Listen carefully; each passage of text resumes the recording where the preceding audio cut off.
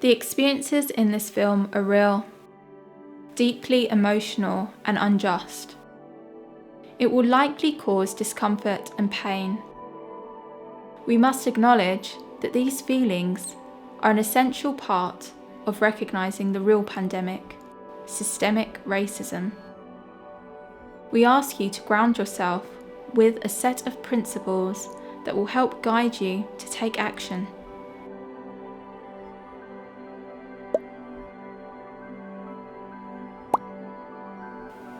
One, check your privileges.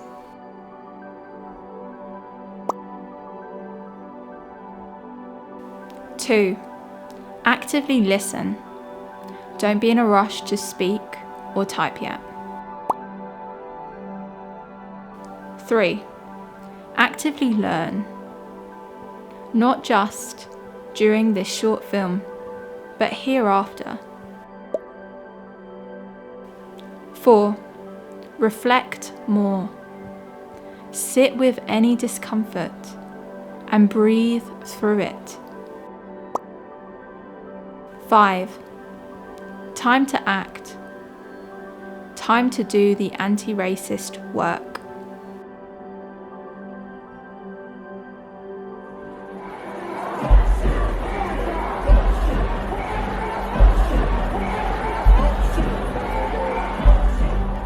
We were never meant to survive.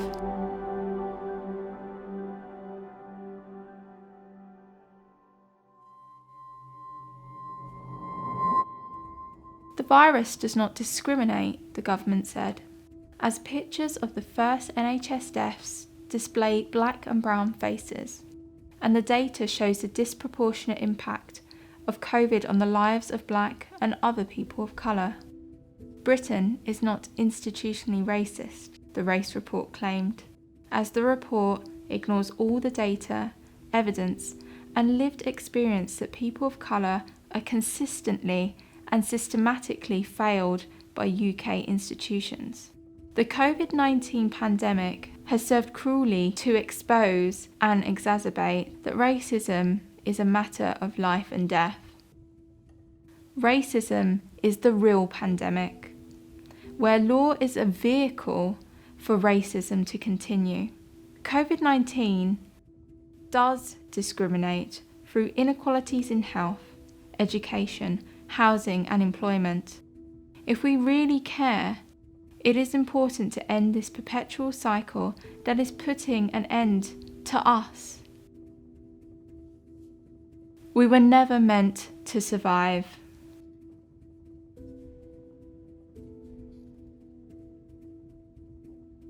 Students of colour shared stories of unbelonging during an event organised by Decolonise, University of Kent, in March 2020. A student-led movement at Kent University to share space and create community, to decolonise university curricula. Students joined from Queen Mary University of London, Keele University, King's College London and Lancaster University. Keele's Decolonised Network shared our first open letter, and as representatives we went to the SU's AGM in order to, we pushed the motion for the SU to openly support our agenda, and unfortunately instead of having a civil and academic discussion, it turned into an attack on not just myself, but also my fellow colleagues here. It just so happens I'm the one who ended up being the spokesperson. In the last 2-3 months, I have received hundreds of xenophobic, mostly misogynoir hate.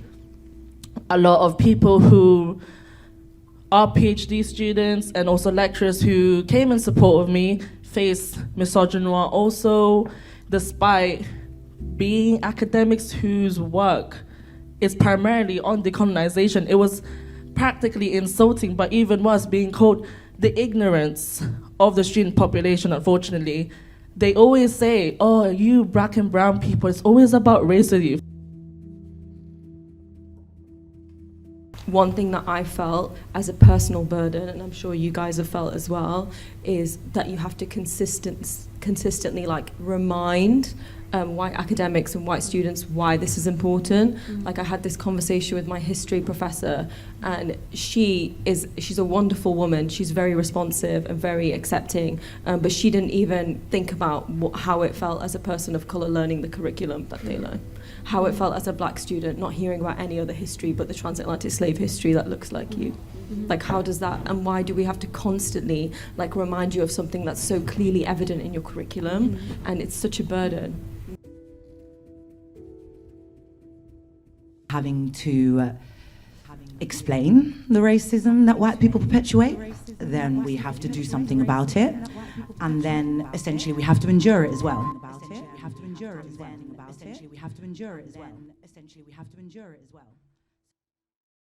I look at them as they sit, some shy, unable to speak, for fear they might choke, tentative, and then wide-eyed, brash, nervous, swallowing hard, biting down harder. Then she flings her words across the room, so fast she can't be interrupted, teeth flailing. I want to ask, what skin did you shed just then? Share a piece of what made you untouchable.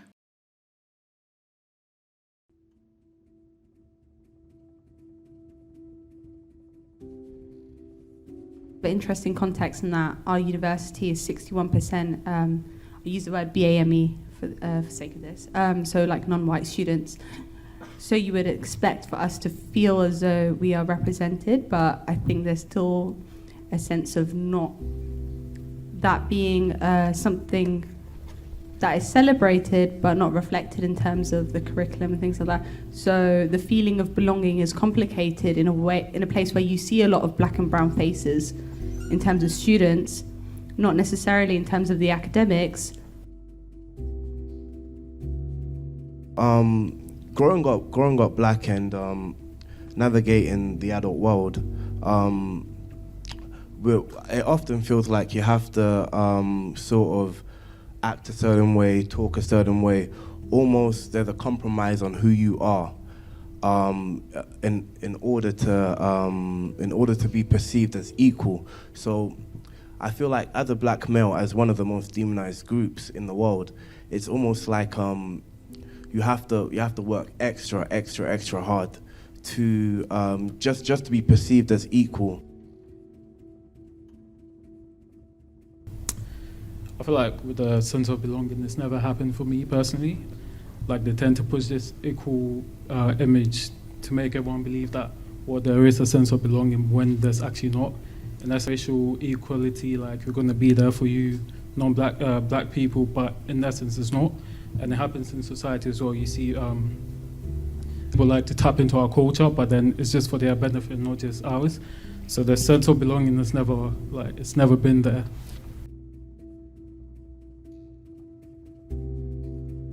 Just like Dave said, decolonization is not a metaphor. Whiteness is not a noun, it's a verb. It's a way of doing something, right? So I think that related to all the conversations that we've been hearing so far, especially around visibilizing and having that being co-opted in a certain way by the institution, I just want to quote the example of a collective that we have now in UKC, which is the BAME LGBTI collective. And we formed that because there was really no space for people of color who are queer and trans to come together. And so far, the group has decided that we are not going to explain or educate people on trans or queer issues. We are going to build a space first where we can feel a sense of belonging, where we can share with each other and lift each other up, right? And I think there is a lot of political power to opacity, where you shut whiteness out of the room and you have conversations with each other, you build spaces with each other. And I think that there is a lot of burden that we feel to constantly visibilize and educate, but I think that parallelly we need to make these spaces that are away from the spotlight, away from the mics, where we can actually sit and talk to each other about it. So I think for a sense of belonging, for me at least, I just joined Kent in September 2019. I need to have students in my class who are sitting next to me and studying who look like me.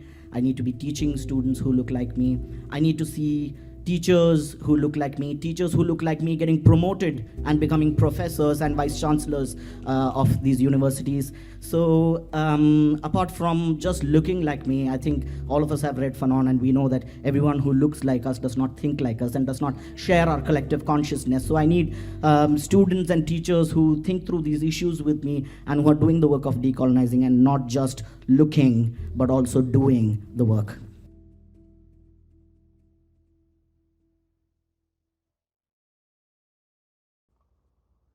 Take some time to think about your position within your institution and how your awareness of systemic racism will influence your work. Consider intersectional anti-racist approaches. Communities of practice.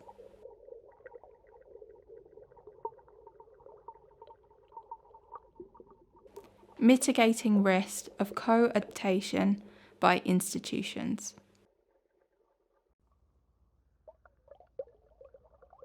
Space for self-care and wellbeing.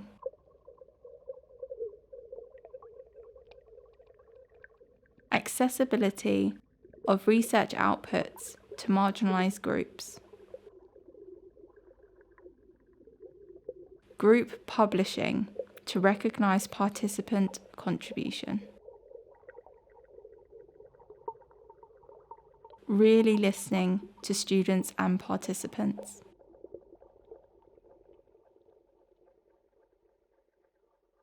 Facilitating participant leadership.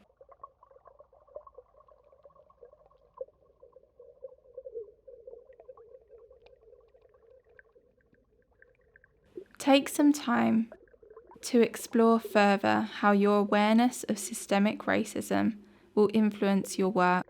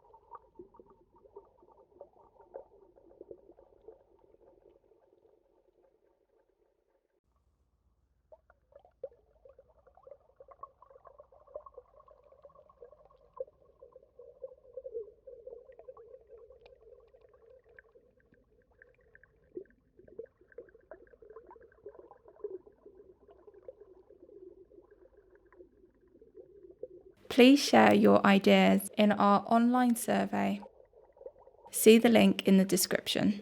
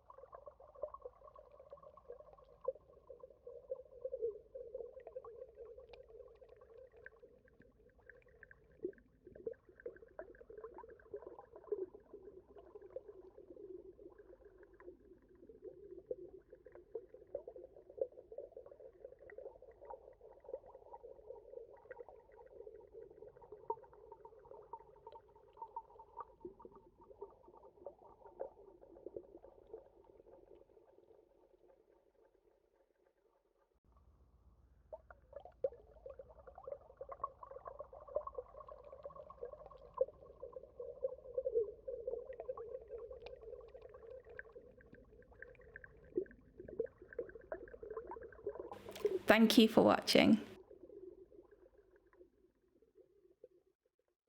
Special thanks to all the students who shared their stories and experiences. created by Soraya Jivraj, Maria D'Amico, and Karan Javeri. #Legal Racism.